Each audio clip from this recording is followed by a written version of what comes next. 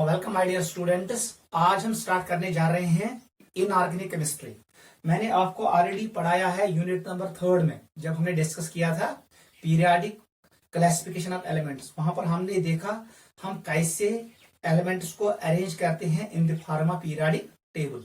फिर हमने वहां पर इन डिटेल डिस्कस किया व्हाट इज साइज, साइज क्या होता है, what is covalent radius, what is van der Waals radius and what is metallic radius, वो मैंने आपको एक्सप्लेन किया। फिर मैंने आपको एक्सप्लेन किया how size varies along the period and how size varies down the group. और हमने ये भी डिस्कस किया what is screening constant, Slater rules हमने यूज किए और उस पर हमने बहुत सारे क्वेश्चंस ऑलरेडी डिस्कस किए हैं। साइज किन किन फैक्टरों पर डिपेंड करता है। उसके बाद हमने डिस्कस किया what is ionization energy, what is first ionization energy, what is second ionization energy, what is third ionization energy. Ionization energy कैसे वेरी करता है along period and down the group, और एक्सेप्शंस क्या होते हैं। फिर हमने डिस्कस किया इलेक्ट्रॉन एफिनिटी क्या होता है, इलेक्ट्रॉन एफिनिटी गेन क्या होता है, उनके दरमियान डिफरेंस क्या है, और how it varies along the period and down the group. Last में हमने डिस्कस किया था व्हाट इज इलेक्ट्रोनेगेटिविटी। हमने 3 स्केल डिस्कस किए, पॉलिंग स्केल, एरेड रोशो स्केल एंड एक और स्केल थी वो हमने इन डिटेल मिल्कन स्केल, वो हमने इन डिटेल डिस्कस किया। फिर हमने देखा how electronegativity varies along period and down the group. इसके अलावा हमने पढ़ा what is D block contraction and what is F block contraction, उसका काज क्या था वो भी मैंने आपको एक्सप्लेन किया। और मैंने आपको कुछ एनामोलस प्रॉपर्टीज भी एक्सप्लेन किए। बोरान फैमिली में कौन कौन प्रॉपर्टी वेरी होता है, साइज वहां डाउन द ग्रुप इंक्रीज नहीं होता है रेगुलरली, वहां पर ट्रेंड चेंज होता था because of D block contraction and A block contraction, वो मैंने आपको एक्सप्लेन किया है। आज हम पढ़ेंगे एस ब्लॉक एलिमेंट्स क्या होते हैं एंड पी ब्लॉक एलिमेंट्स क्या होते हैं, और हाइड्रोजन जो एक स्पेशल एलिमेंट है उसकी प्रॉपर्टीज क्या है। ये हम डायरेक्ट पढ़ेंगे एनसीईआरटी टेक्स्ट बुक से। आप अपनी बुक निकालना और वहां से डायरेक्ट पढ़ना जो मैं पढ़ाने जा रहा हूं। इसमें कोई फंडा नहीं है, ज्यादा कोई बड़ा कंसेप्ट नहीं है, आपको सिंपली इसको मेमोराइज करना है। मैंने आपको ऑलरेडी नोट सेंड किए हैं regarding hydrogen, regarding S block element and P block element. आप वहां से भी इस 3 चैप्टरों को पढ़ सकते हो। थ्योरेटिकल चैप्टर है, बहुत आसान चैप्टर है, कुछ इंपॉर्टेंट कंसेप्ट याद रखने हैं, वही से आपके सारे क्वेश्चन सॉल्व हो जाएंगे। ये कोई डिफिकल्ट नहीं है, बहुत आसान है। लास्टली मैं यही कह रहा हूं, ये डायरेक्टली आप पढ़ना एनसीईआरटी टेक्स्ट बुक से, बुक निकालना और वहीं से ये अच्छे से पढ़ लेना। सामने रखना जो मैंने ऑलरेडी पढ़ाया है पीरियोडिक क्लासिफिकेशन, क्योंकि वहां पर मैंने आपको ऑलरेडी एक्सप्लेन किया जो मेन प्रॉपर्टी है एस ब्लॉक एलिमेंट की, पी ब्लॉक एलिमेंट की या डी ब्लॉक एलिमेंट की, वो है साइज। साइज को हमने इन डिटेल डिस्कस किया क्योंकि साइज पे ही डिपेंड करता है ionization energy, electron affinity and electronegativity. वो मैंने आपको इन डिटेल ऑलरेडी पढ़ाया है। उस चैप्टर को पहले रिवाइज करना, उसके बाद डायरेक्ट एनसीईआरटी टेक्स्ट बुक से ये 3 चैप्टर पढ़ लेना। मैं आपको यहाँ पर कुछ इंपॉर्टेंट इंफॉर्मेशन देना चाहता हूं, वो आप नोट करो। सबसे हम पढ़ेंगे, पहले हम पढ़ेंगे हाइड्रोजन क्या होता है। हाइड्रोजन, हाइड्रोजन, ठीक है बेटा, ये करो गोटे डिस्कस। यह वारिया आसान, चे डायरेक्ट पढ़ पन्ने बुक पे। हाइड्रोजन मतलब गो, हाइड्रो का मतलब क्या होता है पानी, जन वो प्रोडक्शन, जो कहां से बनेगा, पानी से। या हम ये भी कह सकते हैं ये जो एलिमेंट अगर चीज जाहिर है कि बनाए water, when this element combines with oxygen it always forms water. Hydrogen का नाम इसलिए हाइड्रोजन है because it produces water when it reacts with oxygen. First point लिखो, most abundant element in universe, universe में सारी खुद most abundant element. Second point लिखो, third most abundant element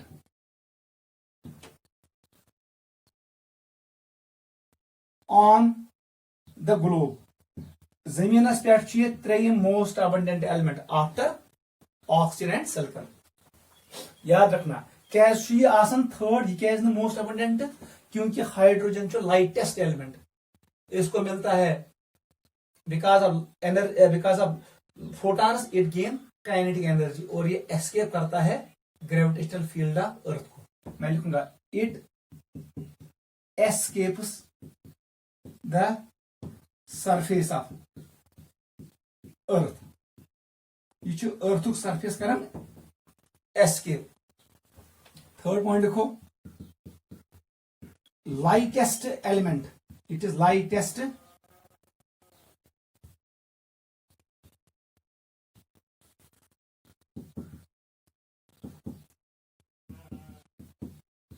lightest element है, ये सबसे लाइटेस्ट एलिमेंट है।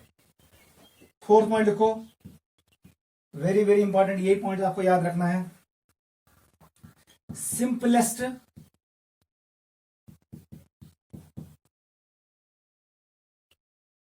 एटॉमिक स्ट्रक्चर इसी का होता है, एटॉमिक स्ट्रक्चर। अगर एटॉमिक स्ट्रक्चर वुचा यह सिंपलेस्ट आसन, एक प्रोटॉन होता है और एक इलेक्ट्रॉन होता है, इसमें न्यूट्रॉन नहीं होता है। It has simplest atomic structure. एक और पॉइंट लिखो, अगर जब वन कह एलिमेंट नी अगर उन एलिमेंट्स के एटम्स आप लोगे, अगर मतलब आयरन के दो एटम्स आयरन आयरन, अगर मैं निम क्लोरीन क्लोरीन या मैं लू सोडियम सोडियम, अगर वह एक ही एलिमेंट ज एटम्स निम उनके दरमियान बॉन्ड देखूं, उनके दरमियान बॉन्ड देखूं, अगर सह बॉन्ड वुचमत सह कूता स्ट्रांग, सारी खोत स्ट्रांगेस्ट बॉन्ड हाइड्रोजन और हाइड्रोजन के बीच में होता है among same types of atoms of an element. मैं लिखूंगा H H bond is strongest among atoms of same element. कह एटम्स निच कुन एलिमेंट, अगर बॉन्ड वुच सारे स्ट्रांग बॉन्ड कत हाइड्रोजन हाइड्रोजन, और ये बिहेव करता है एज ए नॉन मेटल। याद रखना hydrogen behaves like non metal. Note करो these were some properties of hydrogen. एक और प्रॉपर्टी लिखो, प्रॉपर्टी नंबर 6 लिखो, इन एटॉमिक फॉर्म, याद रखना in atomic form it has 1 proton and 1 electron, इसके पास कोई न्यूट्रॉन नहीं होता है। बट इन एलिमेंटल फॉर्म, याद रखना elemental form it exists as H2, ये डाई हाइड्रोजन के फॉर्म में एग्जिस्ट करता है। ये डाई हाइड्रोजन बनाए अत इलेक्ट्रॉनिक कॉन्फिगरेशन कमिश हीलियम, इसको इनर्ट गैस कॉन्फिगरेशन मिलेगा, ये बनेगा स्टेबल। नोट करो this is property of hydrogen. एक और प्रॉपर्टी ऐड कर दो, 7th प्रॉपर्टी, यम साथ हाइड्रोजन मज कर इलेक्ट्रॉन नेबर, ये क्या बनाएगा, इसको हम कहते हैं प्रोटॉन और एक इलेक्ट्रॉन। इसका जो साइज है, याद रखना इसका जो साइज है वो होता है 1.5 10⁻³ पिकोमीटर। ये साइज ये होता है बहुत बहुत कम as compare to atomic and ionic size. इसलिए हम कहते हैं जो H+ है ये अकेला एग्जिस्ट नहीं करता है, because of it is small size, it is size is less then atomic and ionic sizes, ये उस रेंज से भी कम होता है। इसका मतलब ये हुआ H+ does not exist freely, ये हमेशा दूसरे एटम्स या दूसरे एलिमेंट के साथ कंबाइन होता है। मैं यही लिखूंगा it does not exist freely but it combines with other elements. याद रखना ये दूसरे एलिमेंट के साथ कंबाइन करता है। तो यह वजह because of this size hydrogen की जो प्रॉपर्टी होती है ये अलग होती है, इसलिए पोजीशन ऑफ हाइड्रोजन पूरी तरीके से पीरियोडिक टेबल में सेट नहीं होता है। इसलिए हाइड्रोजन को हमेशा आप रखते हैं सेपरेट। अगर आप एनसीईआरटी टेक्स्ट बुक पे देखोगे पीरियोडिक टेबल, वहां पर उसने हाइड्रोजन को रखा है सेपरेट। उसने ऐसे बनाया है पीरियोडिक टेबल, अब मैं जल्दी बनाता हूं, ऐसे बनाया कुछ और यहां पर हाइड्रोजन रखा, ये यहां पर ये ट्रांस सीरीज है और यहां पर एस ब्लॉक, यस, और यहां पर पी ब्लॉक है। ठीक है बेटा, ये पी ब्लॉक है और यहां पर इसने हाइड्रोजन को यहां पर रखा, इसने हाइड्रोजन को सेपरेटली रखा है बिकॉज ऑफ दिस पॉइंट। याद रखना, size of hydrogen very very small, इसकी प्रॉपर्टी किसी से मिलती जुलती नहीं है, इसलिए हम जनरली इसको कहां रखते हैं separate. Its position is separate in periodic table. Note करो, this was the first information regarding hydrogen. चलो बेटा सेकंड पॉइंट पे आ जाओ, लिखो बेटा आइसोटोप्स ऑफ हाइड्रोजन, जल्दी लिखो। आइसोटोप, ये भी हमने पढ़ा है एटॉमिक स्ट्रक्चर में। आइसो मीन सेम, और मैंने वहां पर ट्रिक आपको सिखाया। थर्ड देखो, 1 2 थर्ड अल्फाबेट देखो राइट साइड से, P स्टैंड्स फॉर प्रोटॉन, इसका मतलब है इसमें सेम रहेंगे प्रोटॉन्स। वो एलिमेंट्स जहां पर प्रोटॉन सेम रहेंगे उनको हम कहते हैं isotope. Isotopes are those elements are those atoms which have same atomic number but different mass number। वो हमने इन डिटेल डिस्कस किया है जब मैंने आपको आइसो सीरीज पढ़ाया। आइसोटोप्स ऑफ हाइड्रोजन, जल्दी लिखो। हाइड्रोजनस कम आइसोटोप्स, हम यहां पर नहीं लिखेंगे व्हाट इज आइसोटोप, वो हमने पढ़ा है। One sir, first is protium, protium. Second लिखो ड्यूट्रियम, ड्यूट्रियम। थर्ड लिखो tritium, it is tritium, it is tritium. ठीक है, इसको हम रिप्रेजेंट करते हैं H11 से, दिस इज प्रोटियम। इसको हम रिप्रेजेंट करते हैं H12 से। यू सी आसन जी लेफ्ट साइड लोअर सबस्क्रिप्ट, ये होता है atomic number, number of protons. ठीक है, इसको हम रिप्रेजेंट करते हैं H13 से, याद रखना। या हम डायरेक्ट इसको लिखते हैं P स्टैंड्स फॉर प्रोटॉन, इसको हम लिखते हैं D ड्यूट्रॉन, इसको लिखते हैं T ट्रिशियम। याद रखना, D ड्यूट्रॉन ये होता है हैवी आइसोटोप, इसका एक और नाम है हैवी आइसोटोप, ये भी लिखो, it is also called heavy isotope of hydrogen. 3 point याद था अथ मुद्दे। इसको पहले सेपरेट किया यूरी ने, याद रखना, Yuri has separated it by physical method, उसको मिला नोबेल प्राइज। इनको separate deuterium bye physical method, science का नाम था यूरी। याद रखना, ड्यूट्रियम को जनरली हम यूज करते हैं to study rate of reaction. ये आपको मैंने ऑलरेडी एक्सप्लेन किया जब मैंने आपको पढ़ाया काइनेटिक आइसोटोप इफेक्ट, वहां पर आइसोटोप यूज करते हैं। या जब हमने इक्विलिब्रियम में देखा इज इक्विलिब्रियम रिवर्सिबल और इरिवर्सिबल, वहां पर हम आइसोटोप यूज करते हैं, क्योंकि आइसोटोप में एक प्रॉपर्टी है, इनकी केमिकल प्रॉपर्टी सेम होती है because number of electrons are same, but their physical properties are different, इनका रेट ऑफ रिएक्शन डिफरेंट होता है, वो पॉइंट भी हम लिखेंगे। This was separated by Urey by physical method, ये भी याद रखना। जो ये ट्रिशियम होता है, दिस इज रेडियो एक्टिव, याद रखना, it is radio active, radio active, इसका मतलब है ये इमिट करता है रेडिएशन। याद था, it emits beta raise, it is a beta emitter, याद रखना। अच्छ 12 वरी लाइफ टाइम, इसका जो हाफ लाइफ होता है वो 12.3 ईयर्स होते हैं, बुक से देख लेना इसका half life. Radio active elements के लिए हम टर्म डिफाइन करते हैं हाफ लाइफ, क्योंकि उनका वो कभी खत्म नहीं होते हैं, आपको एवरेज लाइफ, उसको आपको लाइफ टाइम नहीं मिलेगा उसका, इसलिए हम डिफाइन करते हैं क्या, टी हाफ। टी हाफ होता है इसका 12.3 ईयर्स, इसका मतलब ये इसका बहुत स्टेबल आइसोटोप है, इट इमिट्स बीटा रेज। ठीक है, याद रखना, tritium is a beta emitter, it is radio isotope. क्यों ये रेडियो आइसोटोप होता है, आप एक टर्म देखोगे फिजिक्स में, उसका नाम है N/P ratio, number of neutrons by number of protons. अगर ये वैल्यू इज ग्रेटर देन 1, तब जाके न्यूक्लियस इमिट करता है रेडिएशन, आइदर अल्फा रेज और बीटा रेज। सिंस यहां पर हमारे पास न्यूट्रॉन्स 2 है, प्रोटॉन 1 है, इट इज 2/1, इसका मतलब ये 1 से ज्यादा आएगा, इसमें आएगा सबसे ज्यादा n/p का रेशियो, इसका मतलब ये इमिट करेगा रेडिएशंस। सबसे स्टेबल होगा ये वाला, न्यूट्रॉन भी स्टेबल है क्योंकि यहां पर एक न्यूट्रॉन 1/1, ये भी होगा, और इन दो का n/p रेशियो लेस देन 1 है, इसका इक्वल टू 1 है और इसका लेस देन 1 है, ये स्टेबल आइसोटोप्स होते हैं, लेकिन tritium is a radioactive. Note करो, नीचे लिखो, जल्दी लिखो, isotopes have similar chemical properties. Meh tۄہہِ वोٚنمُت chemical property depends on electronic arrangement.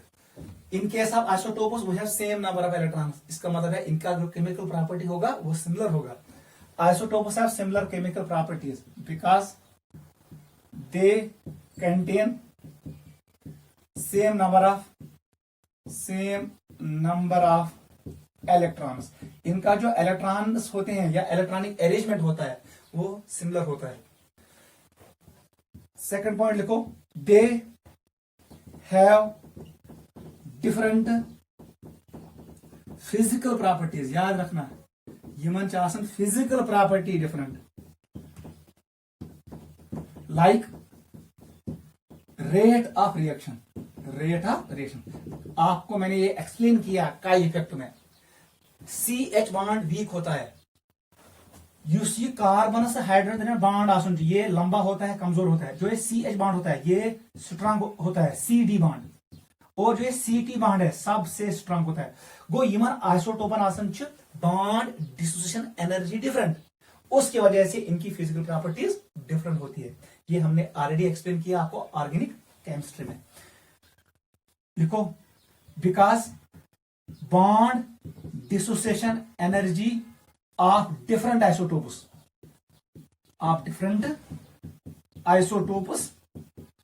Is different. गो फिजिकल प्रॉपर्टी क्या डिफरेंट आसन sir, because of different bond dissociation energy.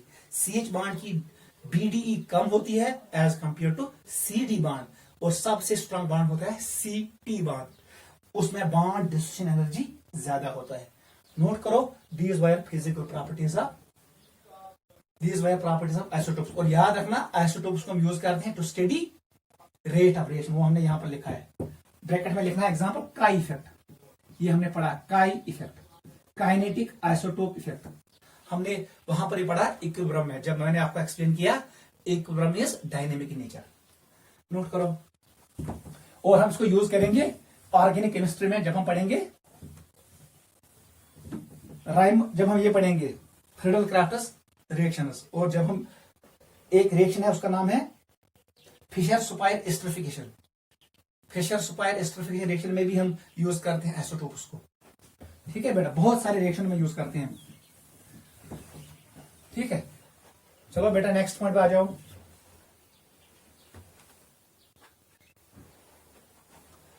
चलो बेटा यहां पर लिखो अल्कली मेटल्स, इनका नाम है, ये एस ब्लॉक में आता है अल्कली मेटल्स। यहां लिखो हेलोजनस। दपन जिसे हाइड्रोजन जो आसन ये रिसेंबल करता है अल्कली मेटल के साथ भी और हेलोजन के साथ भी। हमें कुछ पॉइंट्स लिखने हैं, जल्दी लिखो। Hydrogen resemble both with alkali metals as well as with halogens. कुछ प्रॉपर्टी सिमिलर है, कुछ प्रॉपर्टी डिसिमिलर है। ठीक है बेटा, सबसे पहले लिखो इनका जो आउटर मोस्ट इलेक्ट्रॉनिक कॉन्फ़िगरेशन है वो NS1, हाइड्रोजनस most electronic configuration 1s1। इनका जो आउटर मोस्ट कॉन्फ़िगरेशन है वो है NS2 NP5। इसका मतलब है एक इलेक्ट्रॉन चाहे इसको नोबल गैस कॉन्फ़िगरेशन कंप्लीट करने के लिए अगर चाहे अख इलेक्ट्रॉन दे तो इसकी कॉन्फ़िगरेशन बनेगी हीलियम। गो ये करन hydrogen resemble with alkali metals as well as halogens. Point number 2, क्योंकि इसके आउटर मोस्ट शेल में एक इलेक्ट्रॉन होता है हाइड्रोजन के, और हाइड्रोजन को एक ही इलेक्ट्रॉन चाहे टू बिकम नोबल गैस, ये हीलियम बनेगा अगर इसने एक इलेक्ट्रॉन गेन किया। लिखो, it can lose one electron, ये इलेक्ट्रॉन लॉस कर सकता है, and form uni positive species.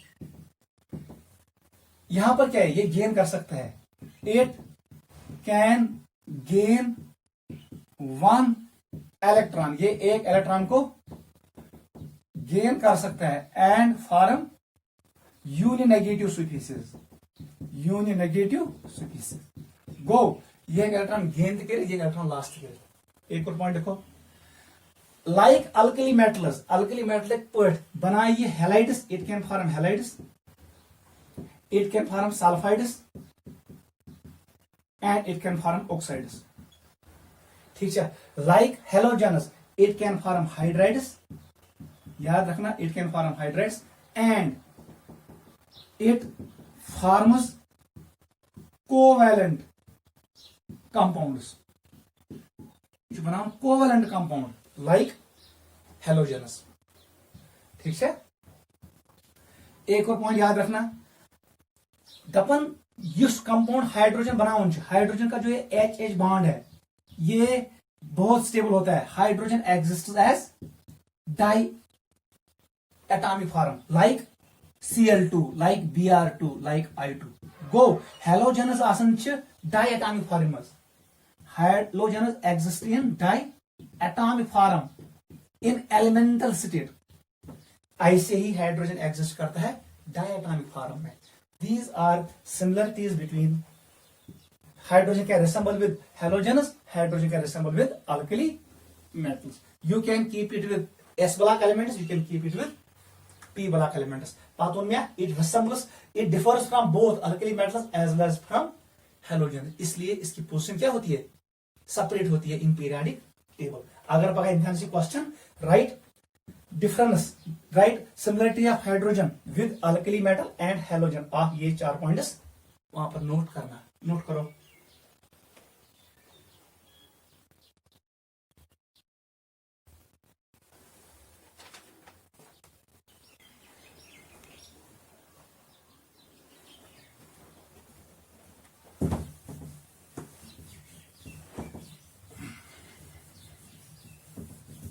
Go clear.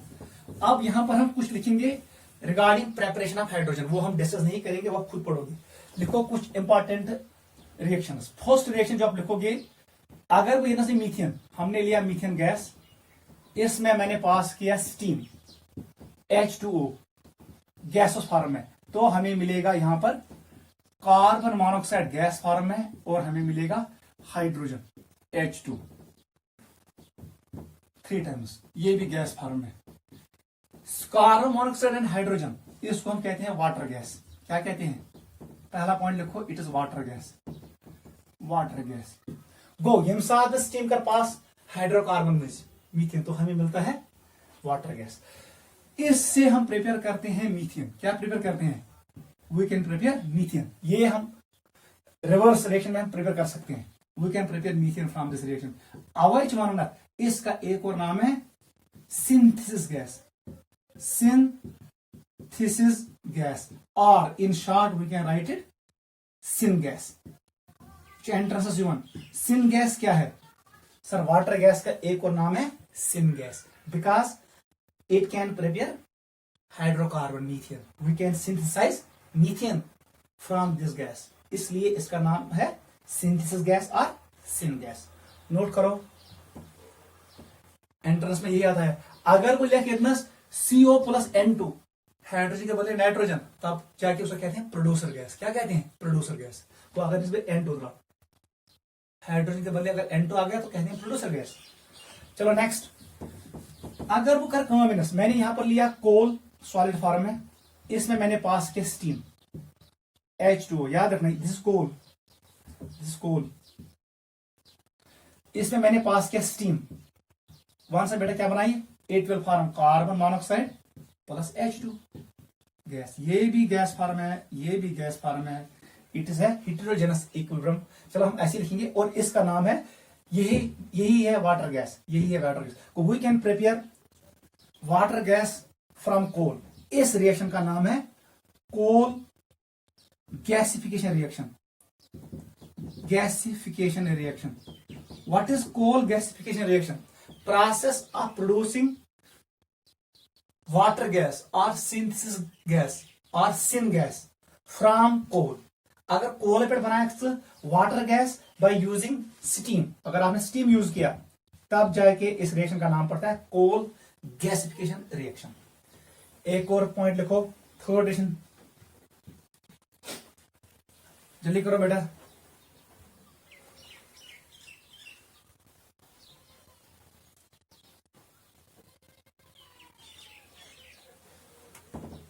ठीक है बेटा, यहां पर टेम्परेचर होता है 1270 केल्विन. एक और रिएक्शन लिखो, अगर हमने कार्बन मोनोऑक्साइड गैस में पास किया हाइड्रोजन, हमने पास किया स्टीम, ठीक है, यह है कार्बन मोनोऑक्साइड. अब मैं चाहता हूं कि मुझे ज्यादा से ज्यादा हाइड्रोजन मिले, वहां से बेटा क्या बनाइए, CO will convert into carbon dioxide gas और हमें मिलेगा H2 गैस. हमने परसेंटेज या कंसेंट्रेशन ऑफ H2 को बढ़ाया, इंक्रीज किया बाय दिस रिएक्शन. इस रिएक्शन का नाम पड़ता है वाटर शिफ्ट रिएक्शन. इसका नाम है water gas shift reaction, water gas shift reaction. Note करो जल्दी.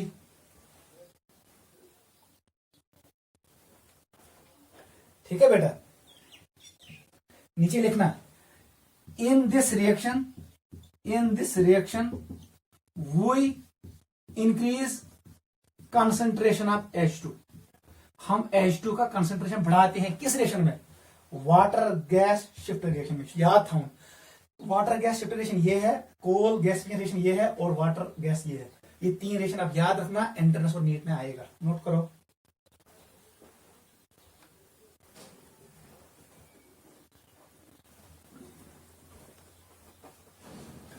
ठीक है बेटा, टेम्परेचर आप याद मत रखो, वो होता है तकरीबन 673 केल्विन, वो इंपॉर्टेंट नहीं है.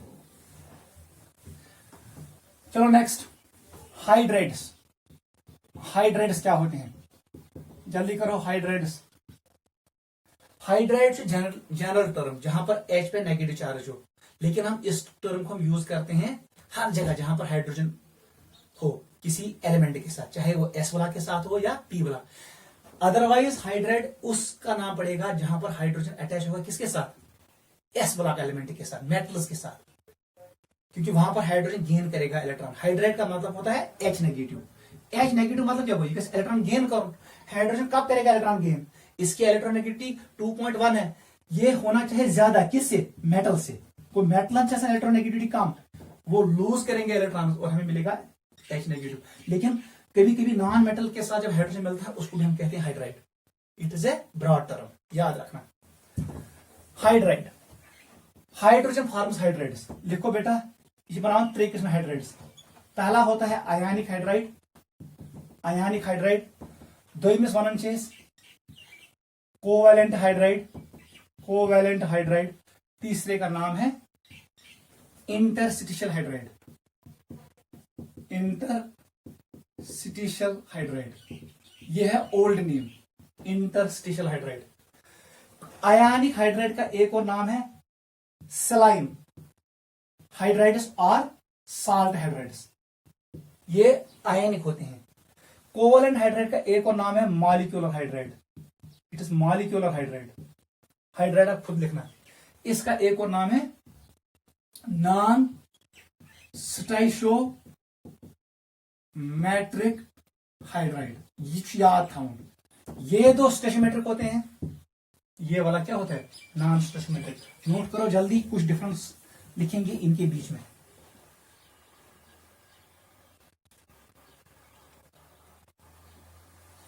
ठीक है, देख बेटा, आप इसका एक और नाम लिख सकते हो.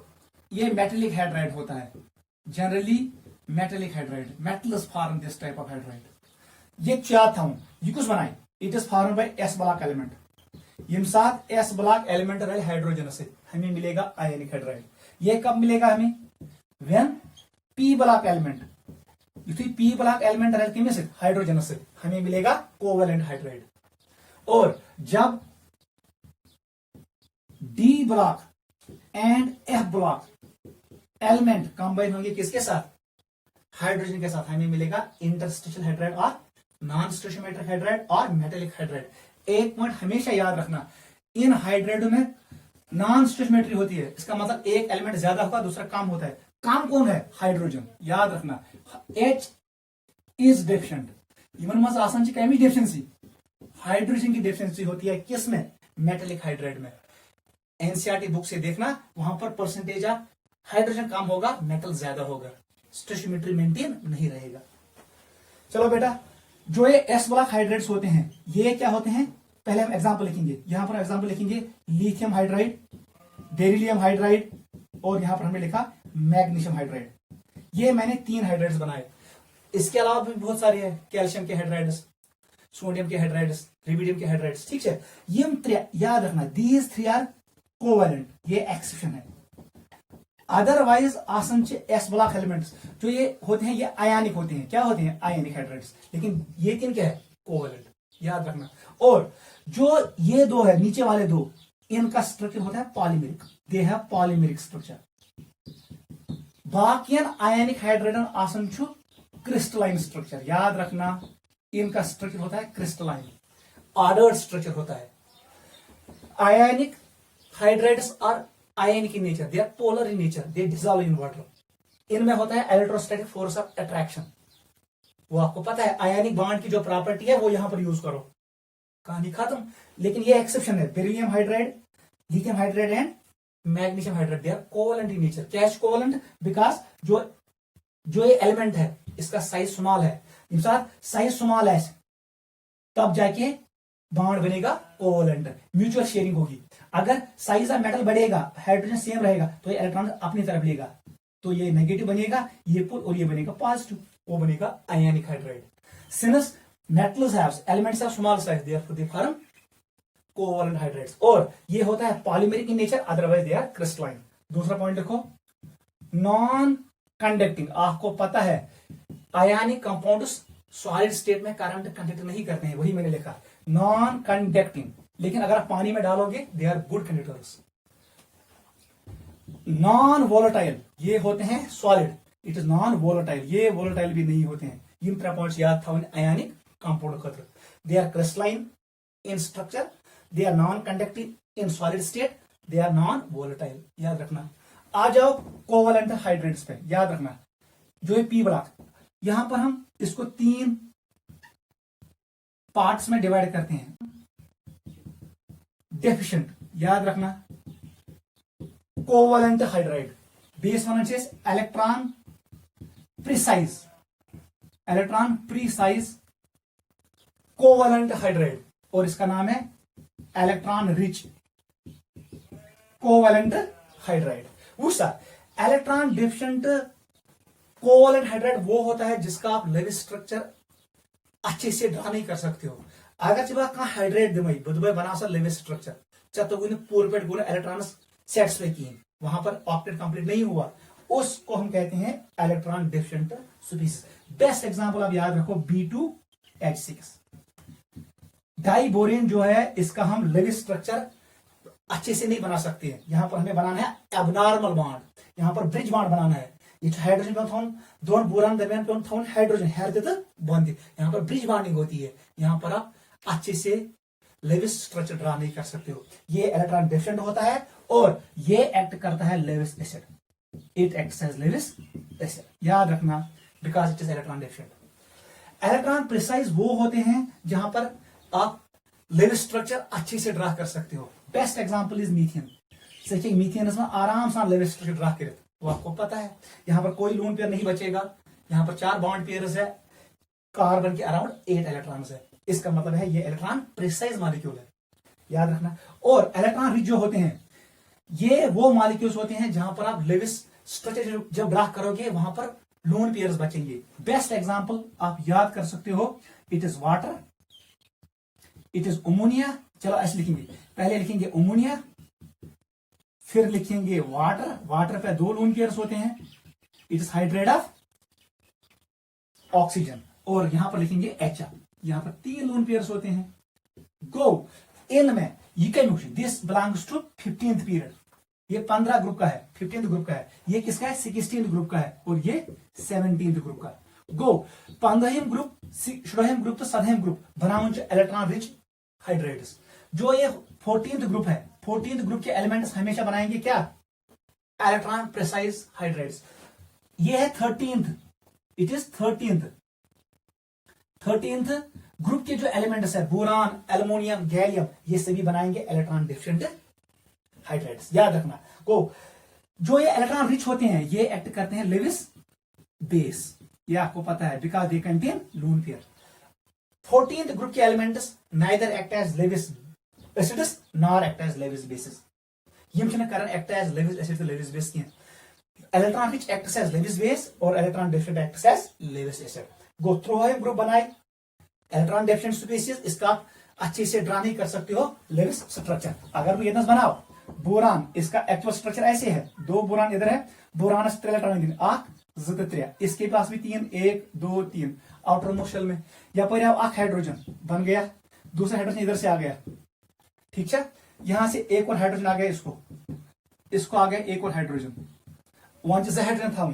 आप बीच में नहीं रख सकते हो, ऑक्टेट कंप्लीट करना है। यहां पर आ गया हाइड्रोजन, उसका इलेक्ट्रॉन इधर है, देखो बेटा ऐसे आपको डॉट ऐसे बनाना बॉन्ड, ये ऐसे, यहां पर हाइड्रोजन रखो इधर, इसका इलेक्ट्रॉन इधर है, आपको ऐसे बनाना पड़ेगा। इसका एम्प्टी ऑर्बिटल ऐसे होता है, इसका एम्प्टी ऑर्बिटल ऐसे होता है, ठीक है, फिर वो इसके साथ इंटरेक्ट करेगा ऐसे। वो समय कसा है बोरॉन से इलेक्ट्रॉन, इम गए 4 4 से 6 और ये 2 भी आएंगे इसके साथ, बन गया 8। अदरवाइज अगर न ये मुजरा नहीं किया तेल 4 से 6 यह बॉन्ड्स वन इसमें कितने एटम्स है, 3 एटम्स है, boron, hydrogen and boron. It is 3 centre, लेकिन इलेक्ट्रॉन कितने हैं, 2 ही, इसको कहते हैं 3 सेंटर 2 इलेक्ट्रॉन बॉन्ड, या हम इसको कहते हैं banana bond, like it is like banana कियल शख्स। ये भी है एबनॉर्मल बॉन्ड और ये भी है abnormal. Hydrogen acts as bridge, ये एक्ट करता है ब्रिज बिटवीन 2 बोरान एटम्स।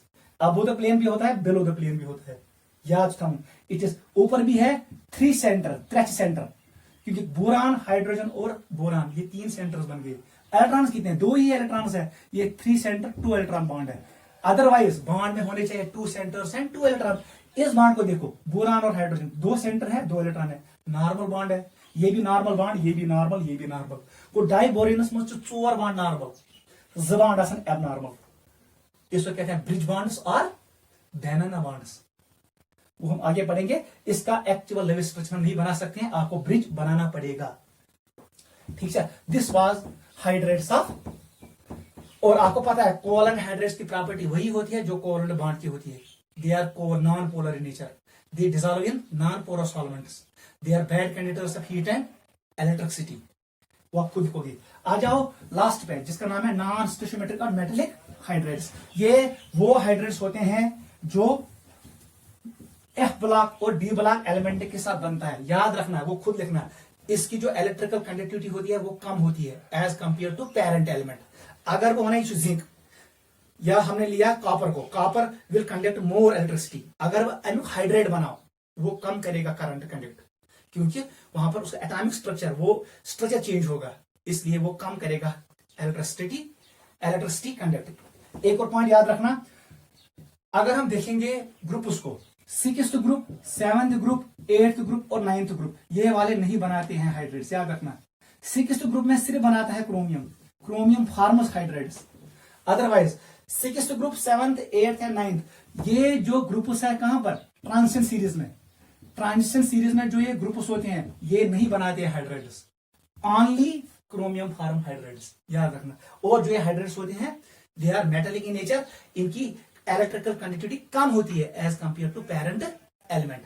गोडनेस वनम यम हाइड्रेटन मज आसन छ हाइड्रोजन इंटरस्टिशियल साइटन मज, लेकिन फिर देखा गया ये हाइड्रोजन को अपने लैक्स पॉइंट पर रखते हैं, ये स्ट्रक्चर में होता है हाइड्रोजन। और कुछ मेटल्स हाइड्रोजन को एब्जॉर्ब भी करते हैं, पैलेटिनम एब्जॉर्ब करता है, पैलेडियम एब्जॉर्ब करता है, वो एक्ट करते हैं source of hydrogen. always is current generally use transition metals during reduction, during hydrogenation of alkenes and alkynes। वहां पर हमने यूज किया निकल को, यूज किया पैलेटिनम को यूज किया, पैलेडियम को यूज किया, क्योंकि जो मेटल का सरफेस होता है वहां पर वो एब्जॉर्ब भी करते हैं और एब्जॉर्ब भी करते हैं हाइड्रोजन को। और वो होता है नॉन स्टिशियोमेट्रिक हाइड्राइड, वो होता है मेटेलिक हाइड्राइड, याद रखना। और these metals generally act as source of hydrogen, ये हाइड्रोजन को ट्रैप करते हैं, ये सोर्स एक्ट करते हैं किसका, हाइड्रोजन का। नोट करो, this was hydride of hydrogen.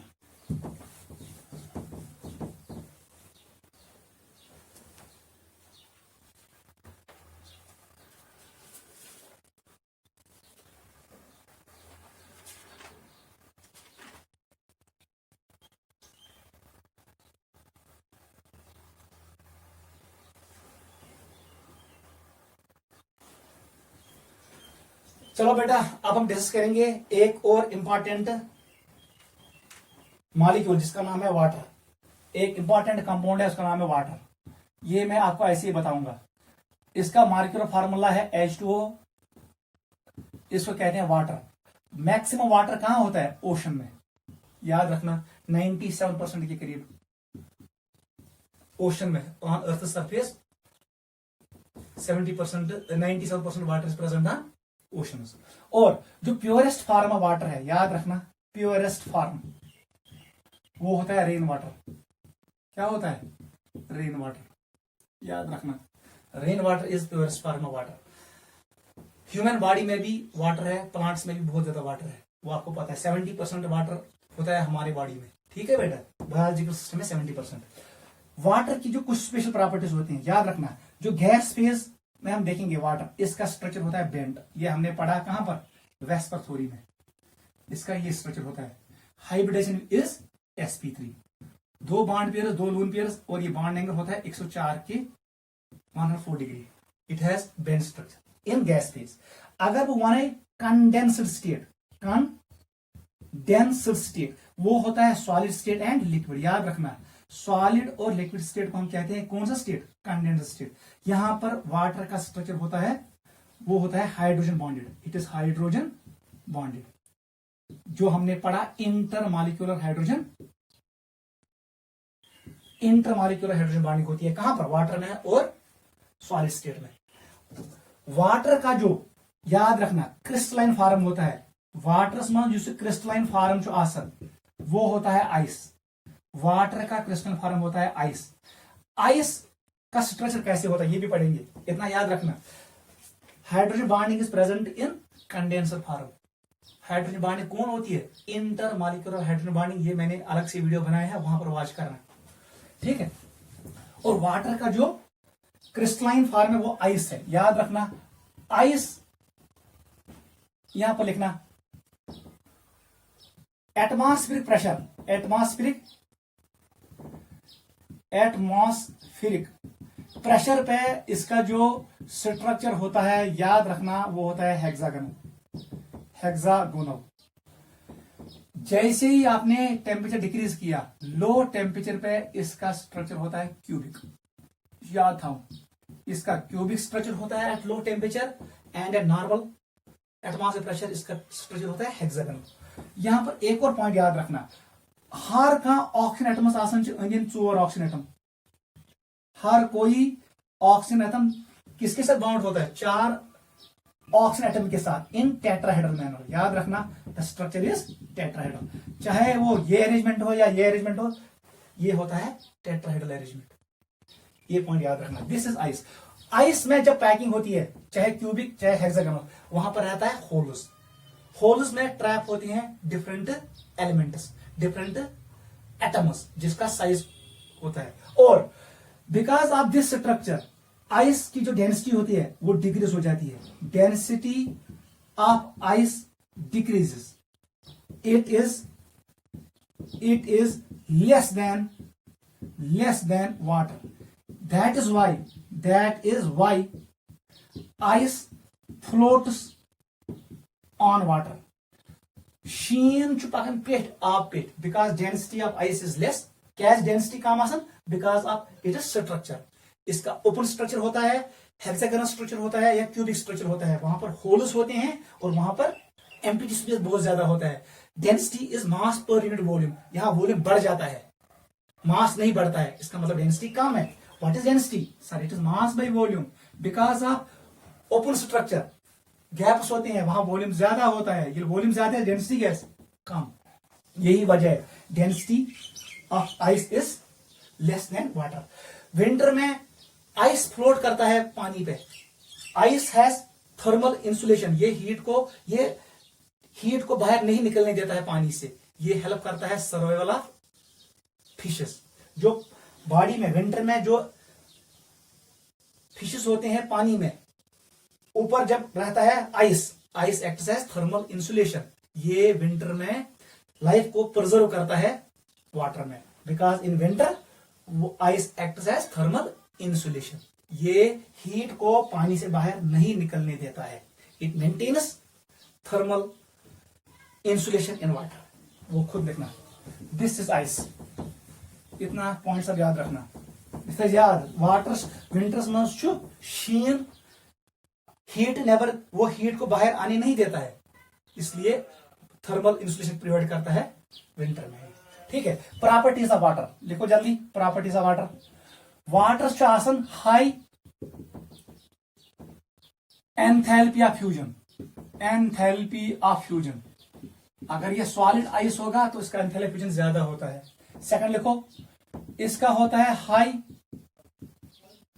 Enthalpy of vaporisation. याद रखना, एंथैल्पी ऑफ वेपराइजेशन वो हमने डिस्कस किया है थर्मोडायनेमिक्स में। थर्ड पॉइंट लिखो, इसका होता है हाई हीट कैपेसिटी। ये भी हमने डिस्कस किया है, हीट कैपेसिटी।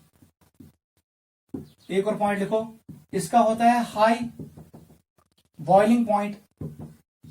एक और पॉइंट लिखो, इसका होता है high freezing point. High freezing point, ठीक है। इसका होता है polar nature, polar in nature. एक और पॉइंट लिखो, high dipole movement. High dipole movement, ठीक है। These are properties of water. यम्स प्रॉपर्टी, ये दो प्रॉपर्टी आपको याद रखना है, एक हीट कैपेसिटी और एंथैल्पी ऑफ वेपराइजेशन। ये दो प्रॉपर्टीज रेस्पॉन्सिबल है क्लाइमेट के लिए, क्लाइमेट चेंज के लिए ये इंपॉर्टेंट है। एंड मेंटेनेंस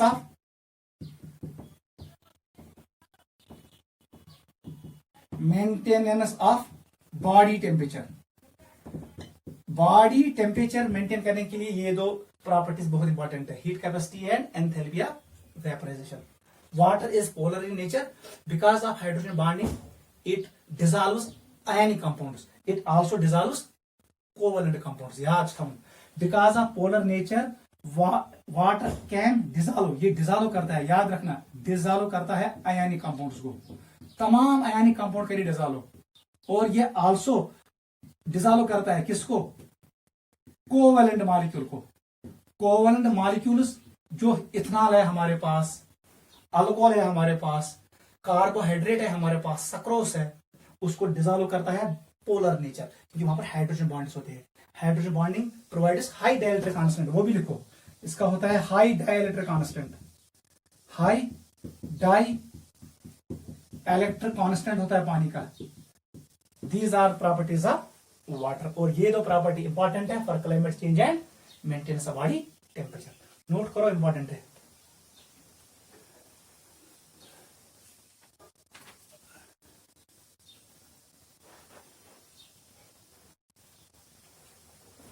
देखो बेटा, एक और पॉइंट आप याद रखो, hydrogen bonding responsible for increase in boiling point. अगर मैं आपको कहूं ग्रुप फर्स्ट हमारे पास है nitrogen family, group number 15 NH3, इसके बाद आएगा फास्फीन PH3, आर्सेनिक एंटीमनी, ऐसी आएगा। यहां पर H2O, उसके नीचे क्या आएगा H2S, यहां पर आएगा HF और यहां पर आएगा HCl। याद रखना, गैस, ऊपर वाला लिक्विड लिक्विड लिक्विड, ठीक है। इसका मतलब है हेरमैन जो आसन बॉइलिंग पॉइंट ज्यादा देन बनिम। रीजन क्या? ये वाला शो करता है हाइड्रोजन बॉन्ड, ये भी शो करता है हाइड्रोजन बॉन्ड, ये भी शो करता है हाइड्रोजन बॉन्ड। गो हेरियम मेंबर्स बनावन hydrides of upper members form hydrogen bonds, intermolecular hydrogen bond. उसकी वजह से इनका बॉइलिंग पॉइंट ज्यादा होता है। They are liquids in nature, नीचे वाले गैस होते हैं, या जब मॉलिक्यूल मास बढ़ेगा वो बनेगा लिक्विड और सॉलिड। लेकिन ऊपर वाले का बॉइलिंग पॉइंट सबसे ज्यादा होता है बिकॉज ऑफ हाइड्रोजन बॉन्डिंग। वो याद था इन तीन में किसका बॉइलिंग पॉइंट ज्यादा है, ये आता है नीट में। बता दो किसका बॉइलिंग पॉइंट ज्यादा है। Boiling point order very very important, हमेशा खतर याद था सारे कुछ बॉइलिंग पॉइंट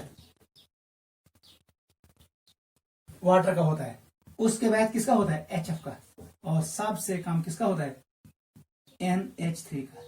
ये आप हमेशा के लिए दिमाग में बैठाओ। कैसे वन चोन वाटरस मज जलून पेयर, देख बेटा जलून पेयर, और यहाँ पर हाइड्रोजन दो होते हैं, ठीक है। अगर वे ब्याक वाटर मॉलिक्यूल यहां से हाइड्रोजन और यहां से हाइड्रोजन ऐसे मैंने बनाया, इसका मतलब है ये करिए मिश्र इंट्रैक्ट, ये करिए मिश्र इंट्रैक्ट, और यहां पर हम एक और वाटर मॉलिक्यूल लाएंगे, इसका लोन पेयर, इसका लोन पेयर, और ये H है, ये H है, उसे बेटा ये इसके साथ इंटरेक्ट करेगा, इसके साथ तला ये वाटर मॉलिक्यूल मुजरा, मैंने बीच वाला वाटर मॉलिक्यूल को सिलेक्ट किया। एमकर इनवालो हाइड्रोजन थे, एमकर इनवालो लोन पेयर्स थे को यह वाटर मॉलिक्यूल पर बच्चों ने की सारे लोन पेयर्स और सारे एटम्स इन्वॉल्व हो गए किसमें, हाइड्रोजन बॉन्डिंग में। इसका मतलब इसका बॉइलिंग पॉइंट सबसे ज्यादा होगा।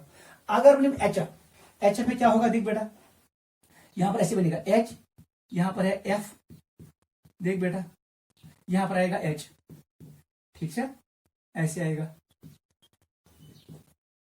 ठीक है, ऐसे इंटरेक्ट करेगा, ठीक है। आए मतलब वो ये लोन पेयर को इन्वॉल्व दोनों मॉलिक्यूल दरमियान। अगर वो अमोनियम में क्या होगा, देख बेटा क्या होगा, यहां पर बहुत पंगा खड़ा होगा, देख बेटा कैसे पंगा खड़ा होगा। यहां पर मैं बनाऊंगा इट इज M, यहां पर 3 H है, ठीक है। बताओ बेटा यहां पर किसके साथ ये बनाएगा, कोई ये इतना मसला नहीं, यहां पर इस लोन पेयर को इसके साथ इंटरेक्ट करना है, इसके साथ करना है, इसको मुश्किल होता है 3 के साथ इंटरेक्ट करना, ठीक है, इसलिए इसका बॉइलिंग पॉइंट कम है।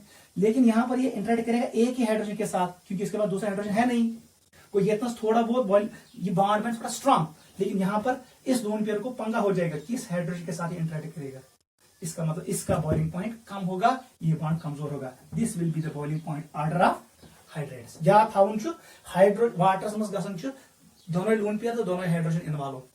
HF में क्या होता है, हाइड्रोजन एक इन्वॉल्व होता है और एक लोन पेयर इन्वॉल्व होता है, लेकिन इसमें ये तीनों हाइड्रोजन कोशिश करेंगे इस लोन पेयर के साथ बॉन्ड बनाने के लिए, लेकिन वो पॉसिबल नहीं है, इसलिए इसका बॉइलिंग पॉइंट कम होगा, ये हाइड्रोजन बॉन्ड वीक होगा। ये है बॉइलिंग पॉइंट का ऑर्डर, सबसे ज्यादा बॉइलिंग पॉइंट वाटर का, उससे कम हाइड्रोजन फ्लोराइड का, सबसे कम अमोनिया का। हाइड्रेट्स का बॉइलिंग पॉइंट हम पढ़ेंगे अगले साल P ब्लॉक में। लिखो बेटा इंपॉर्टेंट पॉइंट लिखो, very very important, hardness of water, hardness of water, reactions of water खुद पढ़ना। Water is amphoteric in nature, it can act as acid, it can act as base. Water can show redox reaction, ठीक है। Water can show hydration reaction, hydration का मतलब है जब ये surround करेगा, हाइड्रोलिसिस का मतलब है जब ये रिएक्ट करेगा, जब ये pH सोल्यूशन चेंज करेगा। Then water reacts with some species और वहां पर pH चेंज होगा सोल्यूशन का, उसको कहते हैं हाइड्रोलिसिस रिएक्शन। हाइड्रेशन का मतलब है ये बनाएगा physical bond, surrounding of water is called hydration, वो रिएक्शन नहीं होती है। एक क्वेश्चन आता है एंट्रेंस में, वो आगे पढ़ेंगे, इसका नाम है copper sulphate, CuSO4 5 times water. यह मॉलिक्यूलस में कस्ट वाटर ऑफ हाइड्रेशन, इसका जो एक्चुअल स्ट्रक्चर है वो याद रखो, ये कॉपर, यहां होता है H2O 4 टाइम, यहां पर होता है 2+ और यहां पर होता है सल्फेट -2 और एक वाटर मॉलिक्यूल बाहर होता है। याद रखना यम 4 वाटर मॉलिक्यूल बनाओ कोऑर्डिनेट बॉन्ड, क्या बनाओ, ये कॉपर के अराउंड बनाते हैं कोऑर्डिनेट बॉन्ड, ऐसे ये ऐसे बनाते हैं कोऑर्डिनेट बॉन्ड्स। ये 4 water molecule, it is water molecule, it is water molecule, it is water molecule and this is water molecule. ये कोऑर्डिनेट बॉन्ड, इसको हम कहते हैं कोऑर्डिनेशन स्फीयर, अगले साल पढ़ेंगे। जो ये वाटर है जो बाहर वाला है, it is water of hydration. गो यह मॉलिक्यूल्स में कोई water of hydration, water of hydration कितना है, एक, ये एक है सिर्फ, और ये 4 वाटर मॉलिक्यूल्स क्या होते हैं, कोऑर्डिनेट बॉन्ड। को इतना सिर्फ 5 water molecule water of crystallisation किया और वाटर ऑफ कोऑर्डिनेशन किया, यहां पर सिर्फ एक ही वाटर मॉलिक्यूल बाहर है, वो बनाता है physical bond, that is water of hydration. याद रखना, धोखा नहीं खाना, कॉपर सल्फेट 5 टाइम्स वाटर, इसका नाम है ब्लू विट्रा। ये सॉलिड मॉलिक्यूल होता है, सॉलिड, इसमें एक ही वाटर ऑफ हाइड्रेशन होता है, नोट करना। देखो बेटा, hardness of water, hardness of water, what does we mean by hardness of water. अगर बह आब निम किहिर आब निम तथ मज अन बह तथ मज सर्फ एक्सल, या त्रा बह साबन तथ मज, तथ गस फोस गसुन कह, सो आब युस न बनाए, जो फ्रॉथ नहीं बनाएगा, जो फोस बनाए कह with soap, that is called hard water. Water which does not form froth with soap is known as hard water. Hard water बनता है बिकॉज ऑफ 2 रीजंस, या बनिए बिकॉज ऑफ, पहले हम लिखेंगे ये 2 किस्म का होता है, एक का नाम है टेम्पोररी हार्डनेस, टेम्पोररी हार्डनेस, यह entrance very very important, temporary hardness, ब्या हार्डनेस गई permanent hardness, permanent hardness, hardness आप खुद पढ़ोगी, that water which does not form froth with soap is known as hard water. Generally आसान किहराब hard water. Temporary hardness गई स hardness यस रिमूव गस बाय यूजिंग हीट, बॉयल करोगे ये हट जाएगा। परमानेंट हार्डनेस गई स हार्डनेस यस रिमूव गस बाय हीट, आपको कुछ इंपॉर्टेंट पॉइंट्स याद रखने हैं। यस ये टेम्पररी हार्डनेस आसान because of bicarbonate ion HCO3 negative, इसकी वजह से होता है, याद रखना, it is because of bicarbonate. कोई कहेगा हाइड्रोजन कार्बोनेट, कोई कहेगा बाइकार्बोनेट आयन, दोनों करेक्ट है। It is caused because of hydrogen carbonate ion, hydrogen carbonate ion, या हम एक और नाम लिखते हैं bicarbonate ion, bicarbonate ion, यम साथ बाइकार्बोनेट आयन आस ना आबस मज टेम्पररी हार्डनेस। ये कैसे बनेगा, 2 एग्जांपल्स याद रखना, एक वन से calcium bicarbonate CO3 whole twice, दूसरे का नाम है मैग्नीशियम बाइकार्बोनेट। गो calcium and magnesium bicarbonate form कस हार्डनेस, टेम्पररी हार्डनेस। जो ये हार्डनेस होता है, ये होता है बिकॉज ऑफ, याद रखना, because of chlorides and sulphate, याद रखना, because of soluble salt of chloride and sulphate. मैं यहां पर एग्जांपल लिखूंगा, अगर वो होना चाहिए हमारे पास है कैल्शियम सल्फेट और हमारे पास है मैग्नीशियम सल्फेट, या हम यहां पर लिखेंगे इट इज कैल्शियम क्लोराइड, ये भी हो सकता है मैग्नीशियम क्लोराइड। यस ये हार्डनेस आसन, this hardness is known as permanent hardness. वो permanent hardness is because of presence of soluble salts of calcium and magnesium with chloride and sulfate. वो देख ले, permanent hardness is because of presence of soluble salts of calcium and magnesium, chlorides and sulfates। यम साथ calcium तो magnesium बनाए compound का से chloride से sulphate से, जो ये सॉल्युबल कंपाउंड पानी में रहेगा, it will cause permanent hardness. Bicarbonate always causes temporary hardness, note करो। अब हम इसको कैसे रिमूव करेंगे, पहले एंट्रेंस में यही आता है, परमानेंट हार्डनेस कैसे, इतना याद रखना, कैल्शियम सल्फेट मैग्नीशियम सल्फेट या कैल्शियम क्लोराइड मैग्नीशियम क्लोराइड को chlorides and sulphates of calcium and magnesium form permanent hardness, bicarbonates of calcium and magnesium form temporary hardness. नीचे लिखो कैसे हम इसको रिमूव करते हैं, रिमूव, हाउ टू रिमूव। हमारे पास 2 प्रोसेस है, पहला पॉइंट लिखो बॉइलिंग। अगर आप बॉइलिंग करोगे, सिंपल रिएक्शन है, कुछ नहीं करना है। अगर ये नस्में होती है, इट इज कैल्शियम बाइकार्बोनेट। देख बेटा, इसको बॉइल करो, क्या बनाए, it will form calcium carbonate, ये नीचे आएगा, प्लस बनाइए कार्बन डाइऑक्साइड, प्लस बनाइए वाटर, रिएक्शन घर में बैलेंस करना। ऐसे ही अगर हमारे पास होगा मैग्नीशियम बाइकार्बोनेट, याद रखना, मैग्नीशियम बाइकार्बोनेट क्या बनाइए, बनाए मैग्नीशियम हाइड्रोक्साइड, याद रखना, वो नीचे आएगा और यहां पर मिलेगा हमें कार्बन डाइऑक्साइड प्लस वाटर। वो ये गए सेपरेट, ये गए सेपरेट, और हमारे पास रहेगा water pure and carbon dioxide बाहर चला जाएगा। This is by boiling. अगर बॉयल करें तो आप ये रिमूव होगा, नोट करो। Second method to remove temporary hardness, Clark's method, entrance में आता है क्लर्क्स मेथड, ये सबसे इंपॉर्टेंट है। Clark's method is used to remove temporary hardness. Clark's methods में करन यूज, याद रखना, कैल्शियम हाइड्रोक्साइड, इसका नाम है slaked lime, it is called slaked lime, calcium hydroxide, ये हम यूज करते हैं। वो क्या कहते हैं, आपको कुछ नहीं करना है, इससे आसान है। ये क्या, इट वाज कैल्शियम हाइड्रोक्साइड, इसमें हम ऐड करेंगे calcium, it was calcium bicarbonate, sorry it was calcium bicarbonate, अथ कोर में ऐड कैल्शियम हाइड्रोक्साइड। ये प्रोसेस कस सर, दिस इज क्लर्क्स प्रोसेस, ठीक है। देख बेटा, जैसे मैंने हीट किया, याद रखना यहां पर क्लर्क्स में कार्बन डाइऑक्साइड नहीं बनता है, कार्बन डाइऑक्साइड नहीं बनता है, ये बने चीज आग बन, कैल्शियम कार्बोनेट मार्बल मिलेगा हमें, और हमें मिलेगा वाटर।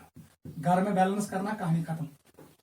ऐसे ही अगर हमारे पास होगा मैग्नीशियम बाइकार्बोनेट, ठीक है, इसमें ऐड करो कैल्शियम हाइड्रोक्साइड, कौन सा बेटा क्या बनाइए, it will form magnesium hydroxide, और ये बनाएगा वाटर। याद रखना कार्बन डाइऑक्साइड यहां नहीं बनता है, ये इंपॉर्टेंट पॉइंट है। ये दो प्रेसिपिटेट हो जाएंगे, नीचे आएंगे, कैल्शियम कार्बोनेट और मैग्नीशियम हाइड्रोक्साइड विल सेटल। ये है Clark's method to remove temporary hardness. Note करो।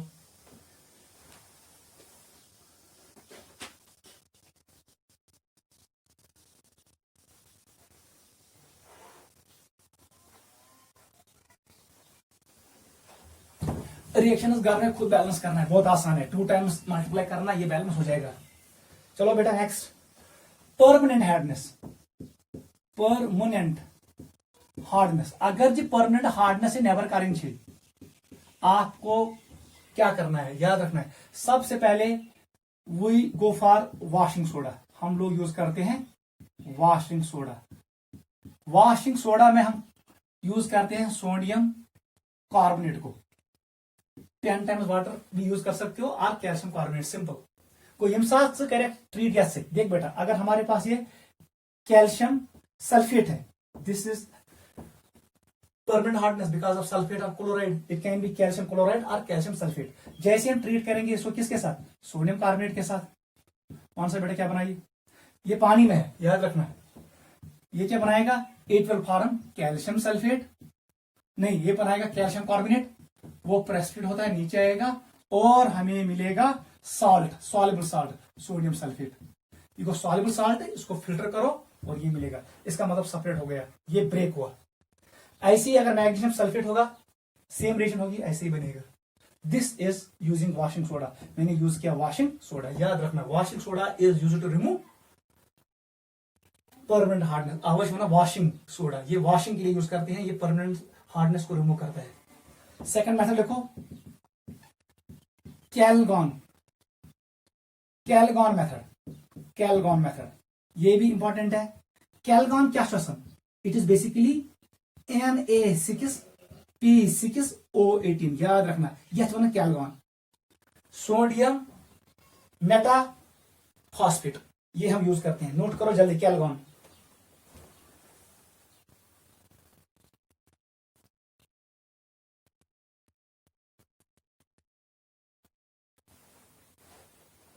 ठीक है, नाम लिखो, सोडियम हेक्सा मेटाफॉस्फेट, मेटाफॉस्फेट, इसी का निक नेम क्या है, कैलगॉन। हम कैलगॉन यूज करते हैं, रेशम नहीं लिखेंगे, ये भी रिमूव करता है। थर्ड लिखो, यूजिंग रेजन्स, रिजन वो क्या होते हैं, कैटायनिक ओब्लिक आयनिक रेजन्स। बेसिकली हम यूज करते हैं जियोलाइट्स को, जियोलाइट और परम्यूटाइट, परम्यूटाइट, जियोलाइट का हो या परम्यूटाइट, आसन आयन एक्सचेंजर, ये कैल्शियम और मैग्नीशियम आयन्स को ट्रैप करेगा, ठीक है, और पानी साफ हो जाएगा। को वो हम यूज करते हैं रेजोनेंस, वो क्या होते हैं, इट इज कैटायन और oblique anion resonance, cation and anionic resonance हम यूज करते हैं। वहां पर क्या होता है, जैसे पानी पास करते हैं वहां पर ट्रैप होता है कैल्शियम और मैग्नीशियम आयन्स, कभी कभी सल्फेट या क्लोराइड आयन्स भी ट्रैप होंगे, एनायन्स भी ट्रैप हो सकते हैं, कैटायन्स भी ट्रैप हो सकते हैं, उसको हम कहते हैं जियोलाइट। ये होता है बेसिकली सोडियम एल्युमिनियम सिलिकेट, ये सोडियम एल्युमिनियम सिलिकेट होता है, उसका एक नाम है परमेटाइट। वहां पर हम एक्सचेंज करते हैं कैटायंस और एनायंस को, और पानी साफ होता है। ये हम इन डिटेल नहीं पढ़ेंगे क्योंकि ये 12th में आएगा। What are zeolites, what are shape selective catalyst. आप इतना याद रखना, zeolites are sodium aluminium silicates. ये क्या होता है? It is sodium aluminium silicate. इसका स्ट्रक्चर होता है honey complex structure. Honey complex structure होता है, यहां पर होता है अल्मोनियम और सोडियम और ऑक्सीजन। ये 3 डायमेंशनल स्ट्रक्चर होता है, ठीक है। यहां पोर्स भी होते हैं, जब हम इसमें डालते हैं हार्ड वाटर को, यहां पर आयन्स एक्सचेंज होते हैं, कैटायन्स रिप्लेस हो सकते हैं, एनायन्स रिप्लेस हो सकते हैं, और पानी साफ होगा। दिस इज रूम वाला परमानेंट हार्डनेस। 3 टेक्निक याद रखना, washing soda technique, Calgon process and resin process. ये है वाटर, ठीक है। अब हम लास्ट पे आ रहे हैं। इसमें हमारे पास है हाइड्रोजन पेरोक्साइड। उसमें हम थोड़ा 1-2 पॉइंट्स आपको बताएंगे और कहानी खत्म होगी। It's a universal solvent. Last is hydrogen peroxide, H2O2। पहला पॉइंट देखो, ये थिनार्ड ने डिस्कवर किया। जर्मन का एक साइंटिस्ट था, उसने डिस्कवर किया, थिनार्ड ने, ठीक है। सेकंड पॉइंट देखो, मोर वेस्कस देन वाटर। ये पानी से मोटा होता है, इसका मतलब है इसमें होता है more hydrogen bonding than water. आपको ज्यादा समझे हाइड्रोजन बॉन्डिंग लिथमस। थर्ड पॉइंट लिखो, मोर म्यू देन वाटर। पानी से ज्यादा डाइपोल मोमेंट इसी में होता है, किसमें? H2O2 में। It's more polar than water. एक और पॉइंट लिखो, वो बाकी खुद आप लिखोगे। इट इज वेस्कस लिक्विड, ठीक है। इसको आप प्रिपेयर कैसे करते हैं? सिंपल रिएक्शन है, एस्निमंच बेरियम। हम लोग लेते हैं बेरियम पेरोक्साइड को, इसमें हम ऐड करते हैं डाइल्यूट सल्फ्यूरिक एसिड। क्या करना चाहिए? Use 8% sulphuric acid. कुछ नहीं होगा, H2O2 बेरियम सल्फेट। यहां पर हमें मिलेगा barium sulphate as a precipitate, हमें मिलेगा 8 वाटर मॉलिक्यूल्स, और हमें मिलेगा H2O2। ये हमें मिला। अगर आपने बेरियम पेरोक्साइड में डाइल्यूट सल्फ्यूरिक एसिड ऐड किया तो हमें मिलेगा ये। एक और मेथड ये भी हो सकता है, you can use sodium peroxide Na2O2। इसमें ऐड करो डाइल्यूट H2SO4। याद रखना, इट इज डाइल्यूट, ये डाइल्यूट है। वहां से बेटा क्या बना, H2O2 यहां मिलेगा, और हमें मिलेगा Na2SO4। सोडियम सल्फेट मिलेगा, गिल्बर साल्ट, और हमें मिलेगा H2O2। हम इसको प्रिपेयर कर सकते हैं बाय हाइड्रोलिसिस। थर्ड मेथड भी लिखो, ये पहला मेथड था प्रिपरेशन का, ये दूसरा मेथड है। ये किसका है? It's preparation.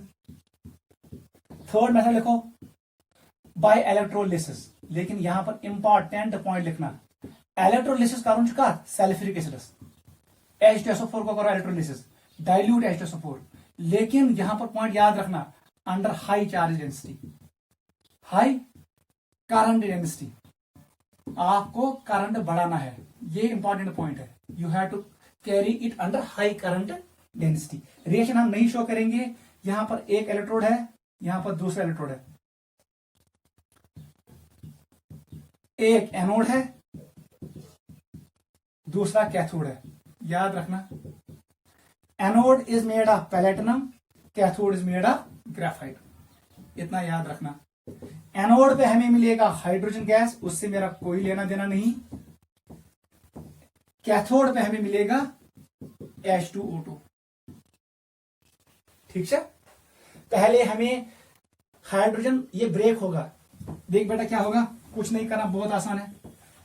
सबसे पहले हाइड्रोजन सल्फ्यूरिक एसिड ब्रेक हुआ, किसमें? H+ में, और HSO4 नेगेटिव में, हाइड्रोजन सल्फेट में। ये हाइड्रोजन सल्फेट डाइमराइज होगा, ये बनाई H2S2O8, ऐसे बनेगा। ये 2 मॉलिक्यूल क्लब हो जाएंगे, ये मार्शल एसिड। क्या मार्शल एसिड। ये प्रोसेस होता है under high charge density at cathode. फिर इस मॉलिक्यूल को मार्शल एसिड में हम पानी डालते हैं H2O, इसको हाइड्रोलिसिस करते हैं। यहां पर हमें मिलेगा H2O2, और फिर से निकलेगा सल्फ्यूरिक एसिड, ठीक है।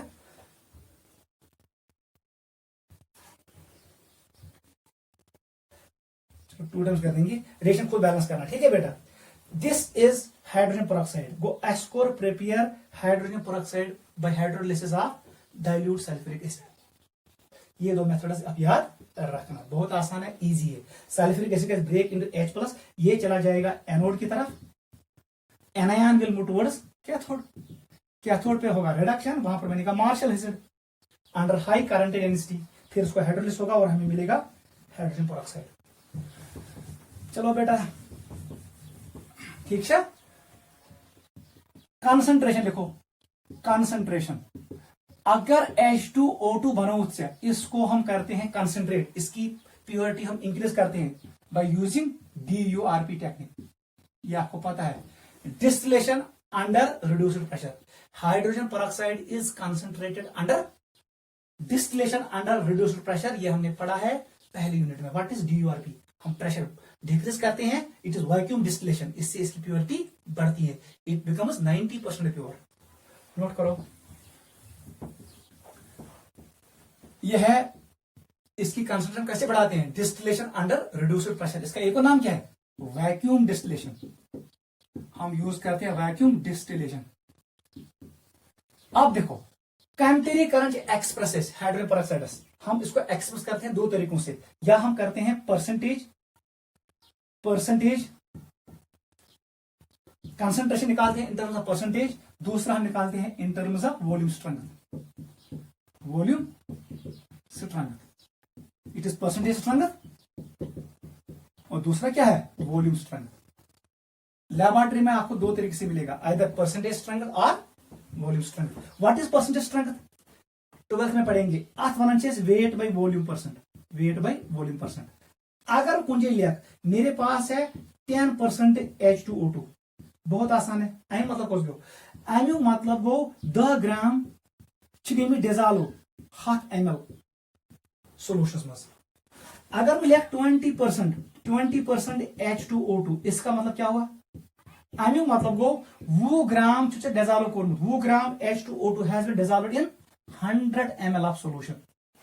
अगर मैं लिख 30% हाइड्रोजन पेरोक्साइड, इसका मतलब क्या हुआ, अमुक मतलब गो बेटा 3 ग्राम डिजॉल्व गमित 100 ml मज, 100 ml सोल्यूशन न्यून, तथ मज 3 ग्राम H2O2, वो होता है 30%, इट इज परसेंटेज स्ट्रेंथ। बहुत आसान है, इजी है।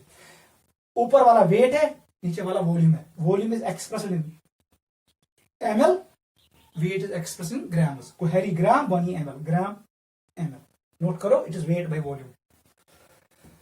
चलो बेटा next, second is volume strength.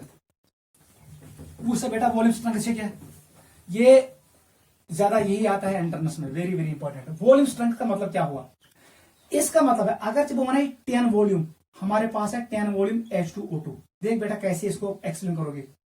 Volume की बात है, आपको जाना पड़ेगा STP पे, standard temperature and pressure, it is 1 bar and 0 degree centigrade.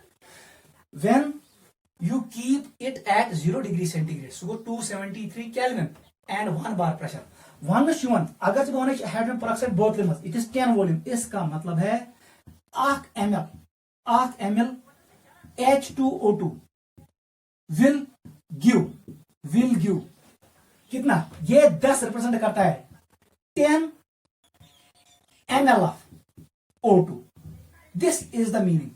मतलब चाहिए कूता ऑक्सीजन, जो 10 है ये रिप्रेजेंट करता है अमाउंट ऑफ ऑक्सीजन रिलीज्ड, ये पॉइंट है, amount of oxygen released at STP और NTP। कूता ऑक्सीजन का रिलीज 8 ml ऑफ सॉल्यूशन गो, यह द वॉल्यूम मतलब गो अमुक 8 ml दी 10 ml। अगर 20 ml है वो 8 ml H2O2, 8 ml H2O2 will give 20 ml of O2। जो ये 10 वॉल्यूम होता है, it is amount of, it is volume of O2 released at STP। तो सवाल इतना, what does this mean, 20 volume H2O2, इसका मतलब क्या हुआ, बता दो बेटा। 30 वॉल्यूम H2O2 का मतलब क्या हुआ, यानी मतलब को तेल अगर बेटा 8 ml निक 8 ml H2O2, ये क्या रिलीज कूदा, it will release 20 ml O2 मार क्या थी eight STP। What is STP? Standard temperature and pressure. Temperature should be 0 Kelvin 0 degree centigrade and pressure should be 1 bar और 1 एटमॉस्फेयर। 0 सेंटीग्रेड का मतलब है 273 Kelvin. What does this mean 30 volume? एम मतलब क्या गो? एम मतलब गो अगर एम सोल्यूशन में लिख 1 ml hydrogen peroxide it will give through ml of O2 molecular oxygen, ये इतना देगा। और कहां पर? At STP। यही होता है परसेंट स्ट्रेंथ। इस पे क्वेश्चंस आते हैं, न्यूमेरिकल प्रॉब्लम्स आते हैं, वो हम अगले साल आपको सिखाएंगे सॉल्यूशन पार्ट में। How questions are asked on volume strength. आपको इतना याद रखना है, वॉल्यूम स्ट्रेंथ में वन चीज कूता वॉल्यूम को O2 रिलीज एट STP। मैंने 3 एग्जांपल आपको शो किए, इस पे क्वेश्चंस आते हैं, नोट करो। देख बेटा एक और पॉइंट लिखो, हाइड्रोजन पेरोक्साइड क्या था दपन अगर ची गिलास बोतल में था वहां पर होती है इंप्यूरिटी। अगर कुछ इंप्यूरिटी आई, सरफेस में कोई प्रॉब्लम है, सरफेस में प्रॉब्लम है, ये 2 चीजें हाइड्रोजन पेरोक्साइड को खराब करते हैं। गो इंप्यूरिटी एंड सरफेस में जो गिलास सरफेस में जो प्रॉब्लम्स होती हैं वो हाइड्रोजन पेरोक्साइड को खराब करती हैं। इसलिए hydrogen peroxide is always stored in plastic bottles. याद रखना, it is stored in plastic oblique Teflon bottles.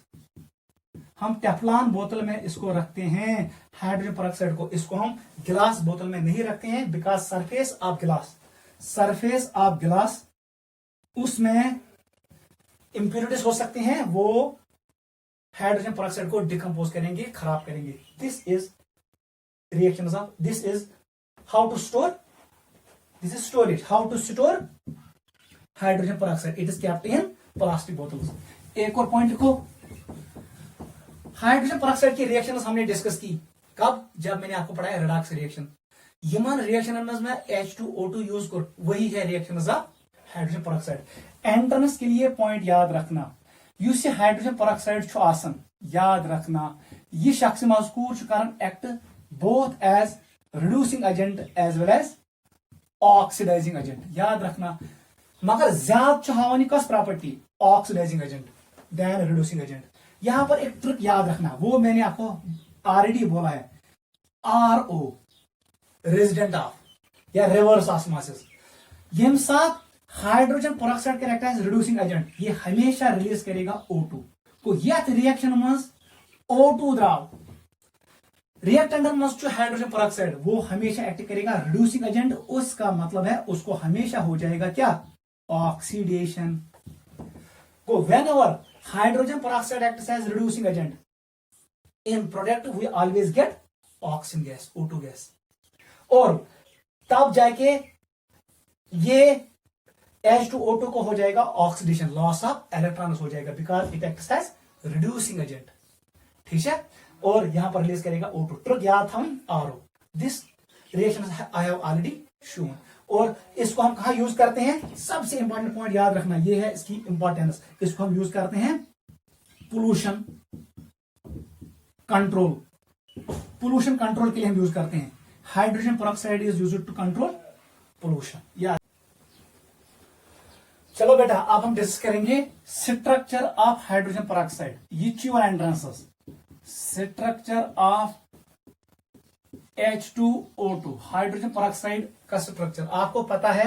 अगर मैं इसको खोलूंगा, इसमें होता है पेरोक्साइड लिंक, आपको पता है O-1 H पे होगा +1, इसमें होगा +1, इसमें होता है पेरोक्साइड लिंक। बॉन्ड ऑर्डर यहां पर 1 होगा, O और O के बीच में सिंगल बॉन्ड होता है। ठीक है बेटा, देखो बेटा स्ट्रक्चर हम कैसे डिस्कस करेंगे। अगर वो बनाई गैस फेज में इसका स्ट्रक्चर कैसा है और लिक्विड फेज में इसका स्ट्रक्चर कैसा है, बहुत आसान है। लिक्विड फेजस में आसान बनोमुत हाइड्रोजन बॉन्ड, गैस फेज में ये हाइड्रोजन बॉन्ड नहीं बनाता है। Liquid phase is also known as condensed phase. Gas phase में कैसा स्ट्रक्चर है, देखो बेटा कैसा है, बहुत आसान है। ये गो O, यहां पर दूसरा O है, यहां पर मैंने H बनाया ऐसे, यहां पर मैंने H ऐसे बनाया। ठीक है, अब मैं इसको थोड़ा एक्सप्लेन करता हूं। आप इतना बनाना पहले, ये आपके लिए काफी है। बह कर काम, बह खड़ा इत पे स्ट्रेट, मैंने स्ट्रेट बनाया ऐसे, ठीक है बेटा। मैंने इसको ऐसे लिया पैरेलल, ठीक है बेटा। इसको मैंने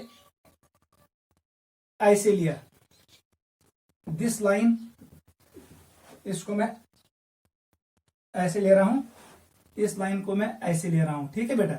इसको ऐसे लेंगे, यहां से हम एक लाइन ऐसे लेंगे, इस लाइन को पैरेलल आना चाहिए, ध्यान दो, फिर पैरेलल, और इधर से मैं इसको ऐसे कनेक्ट करूंगा।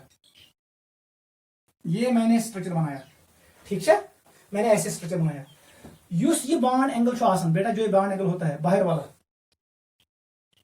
ये गैस फेज में ज्यादा होता है, ये आसान 1 डिग्री। जो ये एंगल, आप ये एंगल याद रखो, इट इज 94 को गैस फेज में ये एंगल आसान नेबरम ज्यादा अंतरिम कम। सेम स्ट्रक्चर अगर हम बनाएंगे, आपको इस एंगल को बढ़ाना पड़ेगा, अंतरिम का इंक्रीज, इसका मतलब ये ऐसे बनेगा, it is O, it is O, ये बढ़ाना पड़ेगा, ये ऐसे चला जाएगा एच, ये ऐसे चला जाएगा एच, ठीक है बेटा। जो ये एंगल है, अब ये चला जाएगा 101 पे। जो बाहर वाला एंगल अगर मैं ऐसे बनाऊं, ये हाइड्रोजन है, ऐसे बनाऊं, ठीक है,